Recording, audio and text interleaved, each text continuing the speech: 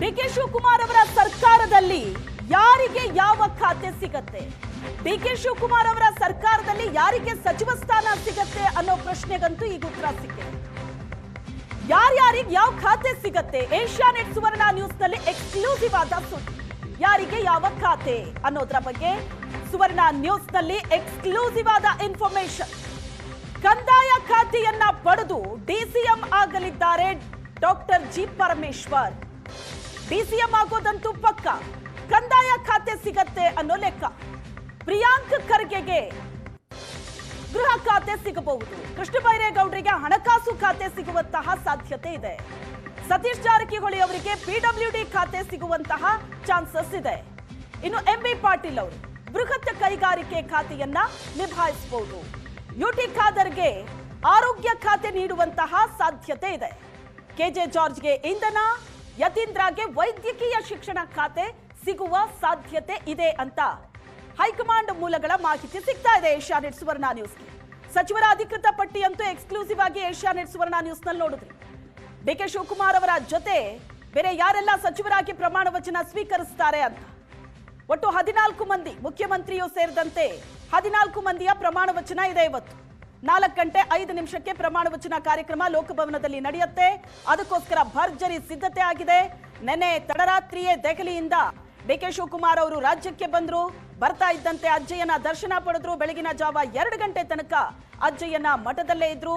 ಇವತ್ತು ಬೆಳಗ್ಗೆನಿಂದಲೂ ಕೂಡ full active ಇದ್ದಾರೆ ನೂತನ ಮುಖ್ಯಮಂತ್ರಿಗಳು. ಇನ್ನೇನು ಪ್ರಮಾಣ ವಚನ ಸ್ವೀಕರಿಸ್ತಾರೆ. ಬಿಎಸ್ ಯಡಿಯೂರಪ್ಪ ಅವರನ್ನು ಭೇಟಿಯಾದ್ರು, ಕಾರ್ಯಕ್ರಮಕ್ಕೆ ಆಹ್ವಾನ ಕೊಟ್ಟರು. ಹಾಗೆ ದೇವೇಗೌಡರನ್ನು ಭೇಟಿಯಾದ್ರು, ಕಾರ್ಯಕ್ರಮಕ್ಕೆ ಆಹ್ವಾನ ಕೊಟ್ಟರು. ಕಾಲು ಮುಟ್ಟಿ ನಮಸ್ಕರಿಸ್ತಾ ಇರುವಂತಹ ದೃಶ್ಯ ಕೂಡ ನೋಡ್ತಾ ಇದ್ರಿ. ಆಶೀರ್ವಾದವನ್ನ ಪಡೆದಿದ್ದಾರೆ. ಬಹಳ ಎಚ್ಚರಿಕೆಯ ಹೆಜ್ಜೆಯನ್ನ ಡಿಕೆ ಶಿವಕುಮಾರ್ ಅವರು ಇಡ್ತಾ ಇದ್ದಾರೆ. ಅದರ ಜೊತೆಗೆ ಇವತ್ತಿನ ಪ್ರಮಾಣ ವಚನ ಕಾರ್ಯಕ್ರಮ 55 ಬೇರೆ ಬೇರೆ ಧರ್ಮ ಗುರುಗಳ ಸಮ್ಮುಖದಲ್ಲಿ ನಡೆಯುವಂತಹ ಪ್ರಮಾಣ ವಚನ ಕಾರ್ಯಕ್ರಮ. ಎಲ್ಲೂ ಕೂಡ ಯಾವುದೇ ರೀತಿಯ ಗೊಂದಲ ಲೋಪಗಳಾಗದ ರೀತಿ ಎಚ್ಚರಿಕೆ ಹೆಜ್ಜೆಯನ್ನ ಡಿಕೆ ಶಿವಕುಮಾರ್ ಅವರು ಇಡ್ತಿದ್ದಾರೆ. ಇನ್ನು ಈ ಬಗ್ಗೆ ಹೆಚ್ಚಿನ ಡೀಟೇಲ್ಸ್ ಅನ್ನ ಕೊಡ್ತಾರೆ ರಾಜಕೀಯ ವಿಶ್ಲೇಷಕರು, ಅಸೋಸಿಯೇಟ್ ಎಡಿಟರ್ ಪ್ರಶಾಂತ್ ನಾಥು ನೇರ ಸಂಪರ್ಕದಲ್ಲಿ ಜಾಯ್ನ್ ಆಗಿದ್ದಾರೆ. ಪ್ರಶಾಂತ್, ಇಲ್ಲಿ ತನಕ ಇದ್ದಂತಹ ಪ್ರಶ್ನೆ ಅಂತ ಅಂದ್ರೆ ಡಿಕೆ ಶಿವಕುಮಾರ್ ಅವರ ಜೊತೆ ಯಾರ್ಯಾರು ಸಚಿವರಾಗಿ ಪ್ರಮಾಣ ವಚನ ಸ್ವೀಕರಿಸ್ತಾರೆ ಅಂತ ಒಟ್ಟು 14 ಜನರ ಪಟ್ಟಿ ಅಂತೂ ಹೊರಗಡೆ ಬಂದಿದೆ. ಈಗ ಚರ್ಚೆ ಆಗ್ತಾ ಇರೋದು ಯಾರ್ಯಾರಿಗೆ ಯಾವ್ಯಾವ ಖಾತೆ ಸಿಗತ್ತೆ ಅಂತ. ಇವೆಲ್ಲವನ್ನ ನೋಡ್ತಾ ಇದ್ರೆ ಬಹಳ ಎಚ್ಚರಿಕೆಯಿಂದ ಡಿಕೆ ಶಿವಕುಮಾರ್ ಅವರು ಹೆಜ್ಜೆ ಇಡ್ತಿದ್ದಾರೆ ಅಂತ. ಅಂದ್ರೆ ಇಷ್ಟು ಪ್ರಯತ್ನ ಪಟ್ಟ ನಂತರ ಫೈನಲಿ ಸಿಎಂ ಹುದ್ದೆ ಸಿಕ್ತು ಅನ್ನೋ ಕಾರಣಕ್ಕೆ ತರಾತುರಿಗೆ ಬೀಳ್ತಾ ಇಲ್ಲ. ಸಚಿವ ಸ್ಥಾನ ಹಂಚಿಕೆಯಲ್ಲೂ ಕೂಡ ಅದು ಬಹಳ ಕರಾರುವಕ್ಕಾಗಿ ಕಾಣಿಸ್ತಾ ಇದೆ. ಶ್ವೇತಾ, ಡಿ ಕೆ ಶಿವಕುಮಾರ್ ಮುಖ್ಯಮಂತ್ರಿಯಾಗಿ ಆಗ್ತಾರೆ ಅಂತಕ್ಕಂಥದ್ದು ಫೈನಲ್ ಆದಾಗಲೇ ಸಚಿವ ಸಂಪುಟದ ಬಗ್ಗೆ ಸಾಕಷ್ಟು ಚರ್ಚೆಗಳಿದ್ವು. ಕಾಂಗ್ರೆಸ್ ಹೈಕಮಾಂಡ್ ಹೇಳ್ತು ಇಲ್ಲ, ನಾವು ಭಾಳಷ್ಟು ಹೊಸ ಹೆಸರುಗಳನ್ನು ತರ್ತೀವಿ ಅಂತ. ಬಟ್ ಮೊದಲನೇ ಪಟ್ಟಿ ನೋಡ್ತಾ ಇದ್ದರೆ ಯುಟಿ ಖಾದರ್ ಸ್ಪೀಕರ್ ಇದ್ದವರು ಸಚಿವರಾಗ್ತಿದ್ದಾರೆ ಅನ್ನೋದು ಬಿಟ್ಟರೆ ಬಹುತೇಕ ಎಲ್ಲ ಹಳಬರು ಕೂಡ ರಿಪೀಟ್ ಆಗ್ತಿದ್ದಾರೆ. ಬಾರಿಂಗ್ ಎಚ್ ಕೆ ಪಾಟೀಲ್ ಮತ್ತು ಸಂತೋಷ್ ಲಾಡ್, ಎಚ್ ಸಿ ಮಹದೇವಪ್ಪ, ಜಮೀರ್ ಅಹಮದ್ ಖಾನ್, ಈ 4ರನ್ನು ಬಿಟ್ಟರೆ ಉಳಿದ ಎಲ್ಲ ಹಿರಿಯರು ಕೂಡ ರಿಪೀಟ್ ಆಗ್ತಿದ್ದಾರೆ. ಲಕ್ಷ್ಮೀ ಹೆಬ್ಬಾಳ್ಕರ್ ಬಹುತೇಕ 2ನೇ ಪಟ್ಟಿಯಲ್ಲಿ ಬರಬಹುದು ಅಂತಕ್ಕಂಥದ್ದನ್ನು ಮೂಲಗಳು ಹೇಳ್ತಾ ಇವೆ. ಜಿ ಪರಮೇಶ್ವರ್ ಉಪಮುಖ್ಯಮಂತ್ರಿ ಆಗಿದ್ದು ಅದು ಕೊನೆಯ ಕ್ಷಣದ ಒಂದು ಕಸರತ್ತು ಅನ್ನೋದನ್ನು ಹೇಳಲಾಗ್ತಾ ಇದೆ. ಯಾಕಂದರೆ ಜಿ ಪರಮೇಶ್ವರ್ ಉಪಮುಖ್ಯಮಂತ್ರಿ ಮತ್ತು ಬಿ ಕೆ ಹರಿಪ್ರಸಾದ್ KPCC ಅಧ್ಯಕ್ಷರಾಗ್ತಿರ್ತಕ್ಕಂಥದ್ದು ಸಿದ್ದರಾಮಯ್ಯನವರು ಕೊನೆಯ ಗಳಿಗೆಯಲ್ಲಿ ಹಾಕಿರ್ತಕ್ಕಂಥ ಒಂದು ಬಿಗಿಪಟ್ಟು. ಯಾವುದೇ ಕಾರಣಕ್ಕೂ ಕೂಡ KPCC ಅಧ್ಯಕ್ಷ ಸ್ಥಾನವನ್ನು ಈಗಲೇ ನಿರ್ಧಾರವನ್ನು ಮಾಡಿ ಬಿ ಕೆ ಹರಿಪ್ರಸಾದ್ ಕಳೆದ ಕೆಲ ವರ್ಷಗಳಿಂದ ಸಿದ್ದರಾಮಯ್ಯನವರ ಆಪ್ತರಾಗಿ ಕೆಲಸ ಮಾಡ್ತಿದ್ದಾರೆ. ಕಾಂಗ್ರೆಸ್ನ ಮೂಲ ಕಾಂಗ್ರೆಸ್ಸಿಗರು ಕೂಡ ಹೌದು. ಸಂಘಟನೆ ಅವ್ರಿಗೆ ಗೊತ್ತಿದೆ. ಆ ಕಾರಣದಿಂದ ಅವ್ರನ್ನ PCC ಅಧ್ಯಕ್ಷರನ್ನಾಗಿ ಮಾಡಿ ಜಿ ಪರಮೇಶ್ವರನ್ನು ಉಪಮುಖ್ಯಮಂತ್ರಿಯಾಗಿ ಸಿಂಗಲ್ ಉಪಮುಖ್ಯಮಂತ್ರಿಯಾಗಿ ಮಾಡಿದ್ದು ಬಹುತೇಕವಾಗಿ. ಯಾಕಂದರೆ ಮೊದಲು ಹೇಳಲಾಯಿತು ಇಲ್ಲ ಅವ್ರಿಗೆ ಸ್ಪೀಕರ್ ಮಾಡ್ತಾರೆ ಅಂತಕ್ಕಂಥದ್ದು, ನಂತರ ಹೇಳಲಾಯಿತು ಇಲ್ಲ DCM ಯಾರೂ ಇಲ್ಲ ಅಂತ. ಕೊನೆಯ ಗಳಿಗೆಯಲ್ಲಿ ಸಿಂಗಲ್ DCM ಮಾಡಿದ್ದು. ದಲಿತ ಮುಖ್ಯಮಂತ್ರಿ ಅಂತಕ್ಕಂಥ ಕೂಗು ಏನು ಆಗಾಗ ಕಳೆದ 3 ವರ್ಷಗಳಿಂದ ಕಾಂಗ್ರೆಸ್ನಲ್ಲಿ ಕೇಳಿ ಬರ್ತಾ ಇತ್ತು. ದಲಿತ ಮುಖ್ಯಮಂತ್ರಿ ಮಾಡದೇ ಇರತಕ್ಕಂಥ ಸಂದರ್ಭದಲ್ಲಿ ಡಿ ಕೆ ಶಿವಕುಮಾರ್ ಮುಖ್ಯಮಂತ್ರಿ ಆಗಿರುವಾಗ ಒಬ್ಬ ದಲಿತರನ್ನು ಉಪಮುಖ್ಯಮಂತ್ರಿಯಾಗಿ ತೆಗೆದುಕೊಂಡ್ರೆ ಮಾತ್ರ ಒಂದು ಬ್ಯಾಲೆನ್ಸ್ ಆಗುತ್ತೆ ಅನ್ನುವ ಕಾರಣಕ್ಕೋಸ್ಕರ ಜಿ ಪರಮೇಶ್ವರ್, ಯಾಕಂದರೆ 2013ರಲ್ಲೂ ಮುಖ್ಯಮಂತ್ರಿ ಸ್ಥಾನವನ್ನು ಕೂಡ ಕಳ್ಕೊಂಡಿದ್ರು. ಈಗ ಅವರನ್ನು ಸ್ಪೀಕರ್ ಮಾಡಿ ಪ್ರಿಯಾಂಕ್ ಖರ್ಗೆಯನ್ನು ಉಪಮುಖ್ಯಮಂತ್ರಿ ಮಾಡಿದರೆ ನಿಶ್ಚಿತವಾಗಿ ಒಂದು ಬೇಸರ ಇರುತ್ತೆ, ಅಸಮಾಧಾನ ಇರುತ್ತೆ. ಆ ಕಾರಣಕ್ಕೋಸ್ಕರ ಸೀನಿಯಾರಿಟಿ ಆಧಾರದ ಮೇಲೆ ದಲಿತ ಬಲಗೈ ಕೋಟಾದಲ್ಲಿ ಜಿ ಪರಮೇಶ್ವರ್ ಉಪಮುಖ್ಯಮಂತ್ರಿ ಆಗ್ತಿದ್ದಾರೆ. ಕೆ ಎಚ್ ಮುನಿಯಪ್ಪನವ್ರನ್ನ ತಗೋಬೇಕು, ಅವರ ಮಗಳನ್ನು ತಗೋಬೇಕು ಅಂತಕ್ಕಂಥದ್ರ ಬಗ್ಗೆ ಚರ್ಚೆಗಳಿದ್ವು. ಆದರೆ ಕೆ ಎಚ್ ಮುನಿಯಪ್ಪ ಮತ್ತೊಮ್ಮೆ ಡಿ ಕೆ ಶಿವಕುಮಾರ್ ಸಂಪುಟದಲ್ಲಿ ಮಂತ್ರಿ ಆಗ್ತಿದ್ದಾರೆ ದಲಿತ ಲೆಫ್ಟ್ ಅನ್ನುವ ಕಾರಣಕ್ಕೋಸ್ಕರ. Priyank Kharge again joining a cabinet. ದಲಿತ ಬಲಗೈ ಸಮುದಾಯದ ಎರಡು ಪ್ರಾತಿನಿಧ್ಯಗಳು, ಒಂದು ಜಿ ಪರಮೇಶ್ವರ್ ಮತ್ತು ಒಂದು ಪ್ರಿಯಾಂಕ್ ಖರ್ಗೆ, ಒಂದು ದಲಿತ್ ಲೆಫ್ಟ್, ಅದು ಕೆ ಎಚ್ ಮುನಿಯಪ್ಪನವ್ರಿಗೆ ಕೊಡಲಾಗ್ತಾ ಇದೆ. ಇನ್ನುಳಿದಂತೆ 3 ಲಿಂಗಾಯತರು, ಎಂ ಬಿ ಪಾಟೀಲ್, ಈಶ್ವರ್ ಖಂಡ್ರೆ ಮತ್ತು ಶರಣ್ ಪ್ರಕಾಶ್ ಪಾಟೀಲ್. ಎಂ ಬಿ ಪಾಟೀಲ್ ಮತ್ತು ಈಶ್ವರ್ ಖಂಡ್ರೆ ಬಹುತೇಕ ಫೈನಲ್ ಆಗಿದ್ವು. ಶರಣ್ ಪ್ರಕಾಶ್ ಪಾಟೀಲ್ರನ್ನ ಕೊನೆಯ ಗಳಿಗೆಯಲ್ಲಿ ರಾಹುಲ್ ಗಾಂಧಿ ಏನು ಹೇಳೋದ್ರು, ಇನ್ನೂ 2 ಹೆಸರುಗಳನ್ನು ಸೇರಿಸಿ ಅನ್ನೋದು.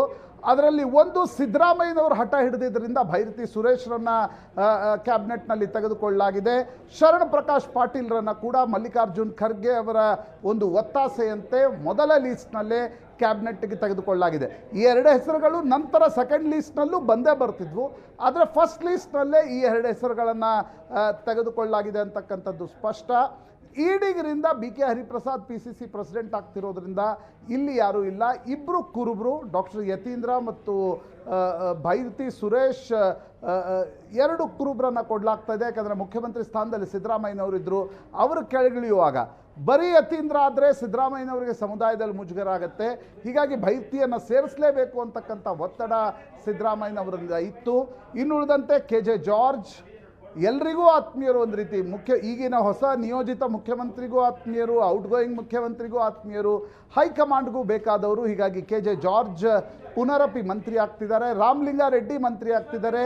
HK ಪಾಟೀಲ್ರಿಗೆ ಮಂತ್ರಿ ಮಂಡಲದಲ್ಲಿ ಮೊದಲ ಲೀಸ್ಟ್ನಲ್ಲಿ ಸ್ಥಾನ ಸಿಕ್ಕಿಲ್ಲ, ಸೆಕೆಂಡ್ ಲೀಸ್ಟ್ನಲ್ಲೂ ಕೂಡ ಸಿಗುವ ಸಾಧ್ಯತೆಗಳು ಕಡಿಮೆ ಅನ್ನೋದನ್ನು ಹೇಳಲಾಗ್ತಾ ಇದೆ. ದಿನೇಶ್ ಗುಂಡೂರಾವ್ ಮತ್ತು HK ಪಾಟೀಲ್ ಇಬ್ಬರಲ್ಲಿ ಒಬ್ಬರು ಅಥವಾ ಬಸವರಾಜ ರಾಯರೆಡ್ಡಿ ಯಾರು ಸ್ಪೀಕರ್ ಆಗ್ತಾರೆ ಅಂತಕ್ಕಂಥದ್ದು ನೋಡಬೇಕು. ಮುಸ್ಲಿಂ ಕೋಟಾದಲ್ಲಿ ಜಮೀರ್ ಅಹ್ಮದ್ ಖಾನ್ರನ್ನ ಕೈ ಬಿಡುವ ತೀರ್ಮಾನವನ್ನು ತೆಗೆದುಕೊಂಡಿದ್ದರಿಂದ UT ಖಾದರ್ ಮಂತ್ರಿ ಆಗ್ತಿದ್ದಾರೆ. 3 ವರ್ಷಗಳ ಕಾಲ ಸ್ಪೀಕರ್ ಇದ್ದರು. 23ರಲ್ಲೇ ಚರ್ಚೆ ಇತ್ತು, ಇಷ್ಟೊಂದು ಯುವಕರನ್ನ ಯಾಕೆ ಸ್ಪೀಕರ್ ಮಾಡ್ತಿದ್ದಾರೆ ಅಂತಕ್ಕಂಥದ್ದು. ಬಟ್ ಹೈಕಮಾಂಡ್ ಮಾತು ಕೇಳಿ ಅವರು ಸ್ಪೀಕರ್ ಆದರು.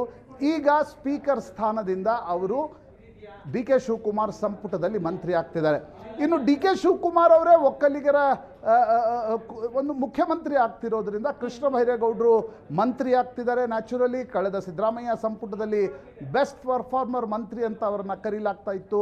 ಕೃಷ್ಣ ಬೈರೇಗೌಡರು ಇನ್ನೊಮ್ಮೆ ಡಿ ಕೆ ಶಿವಕುಮಾರ್ ಸಂಪುಟದಲ್ಲಿ ಮಂತ್ರಿ ಆಗ್ತಿದ್ದಾರೆ. ನೀವು ಕೇಳಿದಂತೆ ಯಾರ್ಯಾರಿಗೆ ಯಾವ್ಯಾವ ಖಾತೆ ಅಂತಕ್ಕಂಥದ್ರ ಬಗ್ಗೆ ಕುತೂಹಲ ಇದೆ.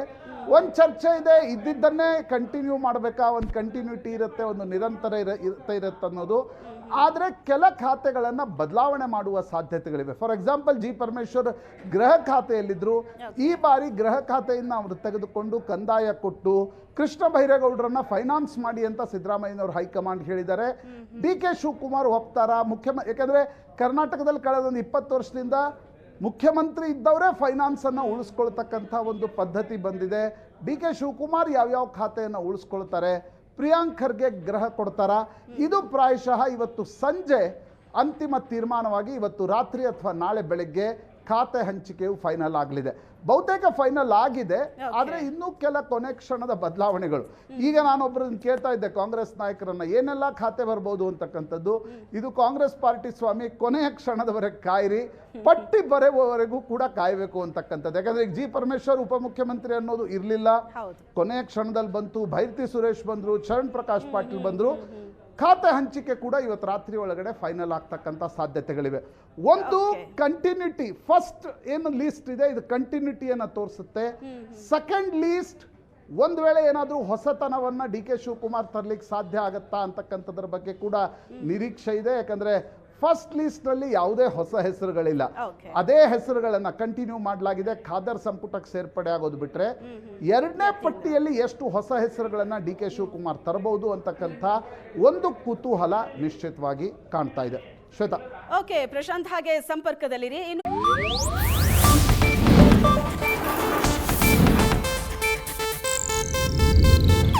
ಇದು ಏಷ್ಯಾನೆಟ್ ನ್ಯೂಸ್ ನೆಟ್ವರ್ಕ್ ಪ್ರಸ್ತುತಿ.